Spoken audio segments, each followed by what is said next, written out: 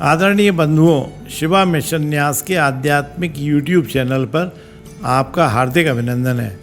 आज आपको त्रेता युग की ऐसी घटना सुनाते हैं जब राक्षस राज दशानन रावण ने अयोध्या नगरी के तत्कालीन राजा अनरण्य को पराजित कर दिया था। बात उस समय की है जब राक्षस राज दशानन पृथ्वी विजय पर निकला हुआ था और अनेक छोटे बड़े राजाओं को जीतता हुआ अयोध्या नगरी जा पहुंचा था। उस समय अयोध्या नगरी इक्ष्वाकु वंश के राजा अनरण्य द्वारा पालित थी तथा बाद में इसी वंश की तीसरी पीढ़ी में भगवान श्री राम जी ने जन्म लिया था। जिस प्रकार देवराज इंद्र अमरावती की रक्षा करते हैं, उसी प्रकार अयोध्या नगरी की रक्षा पुरुष सिंह राजा अनरण्य द्वारा की जाती थी। रावण ने उनके पास पहुंचकर कहा, या तो मुझसे युद्ध करो, अन्यथा मैं हार गया। यह कहते हुए मेरे द्वारा स्थापित रक्ष संस्कृति को स्वीकार करो।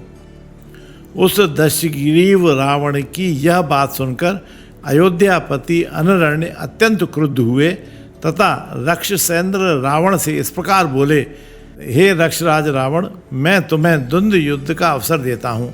अनरण्य की सेना में 10 सहस्त्र हाथी सवार, 1 लाख घुड़सवार, कई सहस्त्र रथी और पैदल सैनिक थे, जो पृथ्वी को आच्छादित करते हुए रण क्षेत्र में जा पहुँचे। फिर राजा अनरण्य तथा रक्षसेंद्र रावण में अद्भुत युद्ध होने लगा, किंतु राजा अनरण्य की सेना रावण की सेना से लड़कर नष्ट होने लगी। राजा अनरण्य की सेना ने बहुत समय तक युद्ध करके विपुल पराक्रम प्रदर्शित किया, परंतु तेजस्वी रावण का सामना करने में वह बहुत थोड़ी ही शेष बची। अनरण्य ने देखा कि मेरी विशाल सेना उसी प्रकार नष्ट होती जा रही है जिस प्रकार जल से भरी हुई सैकड़ों नदियां समुद्र में जाकर विलीन हो जाती हैं।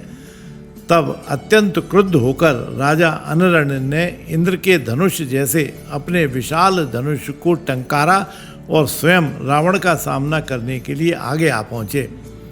जिस प्रकार सिंह को देखकर हरिण भाग जाते हैं, उसी प्रकार मारीचि, शुक, सारण और प्रहस्त रावण के ये चारों मंत्री राजा अनरण्य से परास्त होकर युद्ध क्षेत्र से भाग खड़े हुए। तदोपरांत इक्ष्वाकु कुल नंदन राजा अनरण्य ने राक्षस राज रावण के मस्तक पर 800 बाण एक साथ मारे, किंतु जिस प्रकार बादलों से बरसती हुई जलधारा पर्वत शिखर को कोई हानि नहीं पहुंचाती, उसी प्रकार से बरसते हुए बाण भी उस तेजस्वी महावीर रावण के शरीर को कोई घायल नहीं कर सके। तत्पश्चात रक्षसेंद्र रावण ने क्रुद्ध होकर राजा अनरण्य के मस्तक पर एक घूंसा मारा, जिसके लगते ही राजा आहत होकर रथ से नीचे गिर पड़े। जिस प्रकार वन में आकाशीय बिजली गिरने पर साल का वृक्ष दग्ध हो पृथ्वी पर गिर जाता है, उसी प्रकार राजा अनरण्य भी धराशायी हो गए। तब राक्षस राज दशानन रावण ने हंसते हुए राजा अनरण्य से कहा, तुमने मेरे साथ युद्ध करके क्या फल पा लिया? तीनों लोकों में ऐसा कोई योद्धा नहीं है जो मुझसे द्वंद्व युद्ध कर सके। लगता है विषय भोगों में आसक्त रहने के कारण ही तुमने मेरे बल के विषय में कुछ नहीं सुना। क्षीण प्राण शक्ति वाले राजा अनरण्य ने यह सब सुनकर रावण से इस प्रकार कहा, काल का उल्लंघन करने की शक्ति किसमें है?